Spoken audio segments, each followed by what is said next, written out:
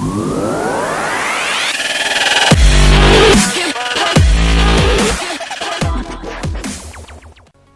back, guys, to another episode. Today I'm going to show you how to use a drop-down menu in Microsoft Excel.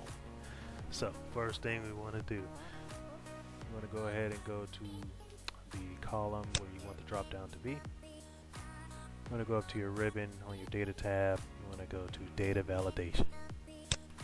Once you get to data validation, this prompt will open up. You want to go ahead and click the drop-down menu for list. And then in the source field, you want to go ahead and go to wherever your data is that you want to show up in the drop down, and you just want to highlight it. In this case, we got some names here. I'm just going to add a few extra cells just in case we want to add future people in the future. So let's go ahead and click OK.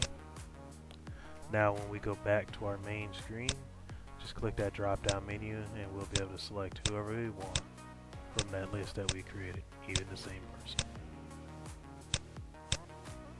That's all it is to it. It's really quick and easy. You can do this with any data. So if you guys enjoyed that video, go ahead and hit the like, comment, and subscribe. Don't forget to hit that notification bell. That way YouTube's algorithm can keep sending you more of my fresh videos that I post. And until the next one, peace.